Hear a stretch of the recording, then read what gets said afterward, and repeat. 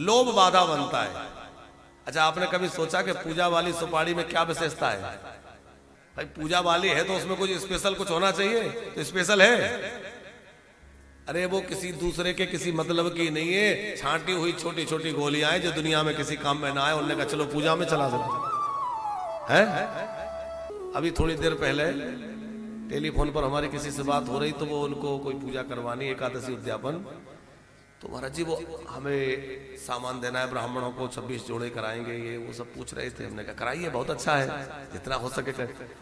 तो उन्होंने उसका खर्चा पूछा, तो हमने कहा भाई वो तो आपकी श्रद्धा है, आप क्या करना चाहते हैं? तो बोले हम चाहते हैं उनको सब दें, उनको कपड़े भी दें, आसन भी दें, माला भी दें, फलाना भी, वो तमाम चीजें उन्होंने गिनाई। बहुत अच्छा, हमने कहा तो कितना क्या चाहते? बोले हम चाहते हैं कि बस पैसा ज्यादा ना लगे, 500-700 रुपए में एक व्यक्ति का सब कुछ हो जाए। हमने कहा आप विचार करिए, आप 20 रुपए का आसन लाएंगे? बोले नहीं, वो पूजा वाला आसन आता है ना। हमने कहा उसकी कभी विशेषता पता की? कभी आप कभी बैठे उस पे? अरे आप विचार करिए ना, जो किसी मतलब का नहीं, हम किसी को दान में दे रहे हैं, आखिर क्यों दे रहे हैं? कभी सोचा? वो ले जाकर रास्ते में फेंकेगा, उसका तिरस्कार होगा, कितनी बुरी बात।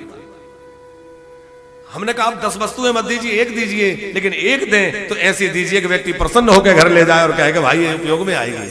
अरे एक छोटा सा रुमाल दीजिए और अच्छा दीजिए, किसी को भी दीजिए।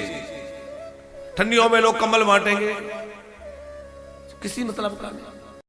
बहुत स्पेशल गेस्ट आ रहे हैं, तो भगवान की पूजा हो, बोले वो पेड़े देना जो 1 किलो में ज्यादा से ज्यादा चढ़ जाए, सब लोगों को बढ़ जाए पूजा के लिए। तो पूजा पाठ में हम भगवान के कार्य में लोभ कर लेते हैं, और लोभ जो है वो हमारी भक्ति का नाश कर देता है।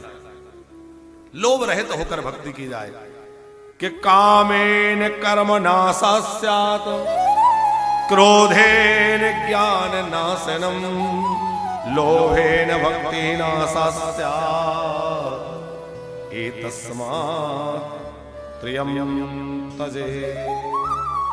इसलिए इन तीनों से बचना है। ज्ञान मार्ग में वहां लोभ नहीं रहता होता, ज्ञान है, वहां कामनाएं नहीं होती, काम नहीं होता। लेकिन वहां क्रोध, जानते नहीं हो हम कितने बड़े तपस्वी हैं, जानते नहीं हो हम कितने बड़े विद्वान हैं, जानते नहीं हो हम ऐसे, उसी का अहंकार, उसी का क्रोध। सनकादिक जब भगवान नारायण के पास जा रहे थे, पंकज जी, सनकादिक तो ब्रह्मनिष्ठ हैं और अद्भुत हैं, क्या कहना।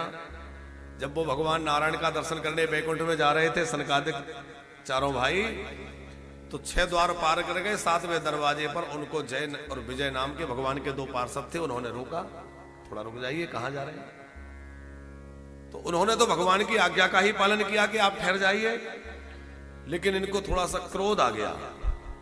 तो भगवान के मिलन में, भगवान से मिलने में बाधा उत्पन्न करते हो, तुम यहां रहने के योग्य नहीं हो, जाओ राक्षस हो जाओ। तो वहां महापुरुषों ने कहा कि देखो इतने बड़ी स्थिति में पहुंचकर भी उनको क्रोध आ गया, यद्यपि वो सब भगवान की इच्छा से हुआ।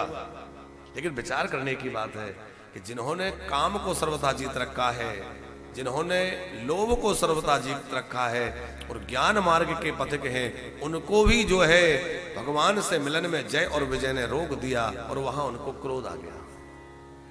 अच्छा, भगवान से मिलने कोई जाता है तो जय और विजय ये दोनों रोकते हैं। जय और विजय क्या है? जब कोई ज्यादा भजन पूजा करने लगे, साधन करने लगे, तो उसकी जय जयकार होने लगती है, अरे भैया बड़े पहुंचे हुए, बड़े सिद्ध महात्मा है। तो जय का मतलब है जय जयकार, सिद्धि, और विजय का मतलब है प्रसिद्धि।